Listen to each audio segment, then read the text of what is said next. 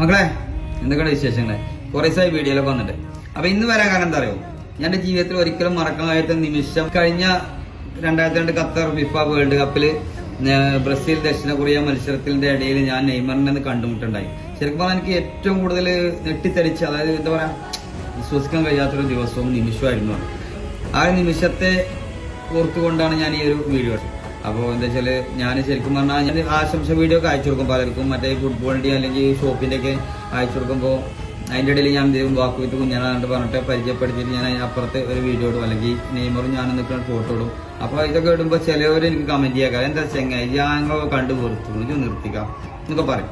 പക്ഷെ ഞാൻ എന്റെ മനസ്സിലെന്താന്ന് വെച്ചാൽ, നമുക്ക് ഒരിക്കലും മറക്കാൻ കഴിയാത്ത നിമിഷമാണ്. അത് അപൂർവങ്ങളിൽ അപൂർവമായി കിട്ടുന്ന അനുഭവമാണല്ലോ, എല്ലാവർക്കും കിട്ടണതല്ലോ. അതുകൊണ്ട് മാത്രമാണ് ഞാൻ ഇട്ടിട്ടുള്ളത്. ഇപ്പൊ മറ്റുള്ളവർക്ക് പല രീതിയിലായിരിക്കും ചിലപ്പോൾ ബുദ്ധിമുട്ടുണ്ടാവുന്നത്. അപ്പൊ അങ്ങനത്തെ ക്ഷമിക്കാം. അപ്പൊ എന്തായാലും ഞാൻ പതിനല്ല വന്നത്.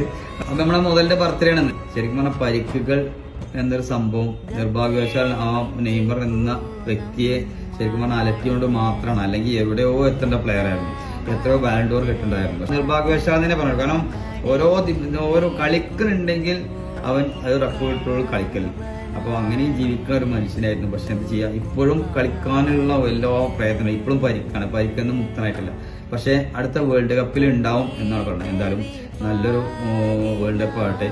അത് നെയ്മറിനത് അറിയിക്കുന്നതാണെങ്കിൽ എന്തായാലും ആ ഒരു വേൾഡ് കപ്പ് ബ്രസീലിൽ നിന്ന് കിട്ടട്ടെ എന്ന് ആത്മാർത്ഥ പ്രാർത്ഥിക്കണം. അപ്പോൾ നമ്മുടെ കാനറികളുടെ സുൽത്താൻ നെയ്മറിന് ഹൃദയം നിറഞ്ഞ ജന്മദിനാശംസകൾ.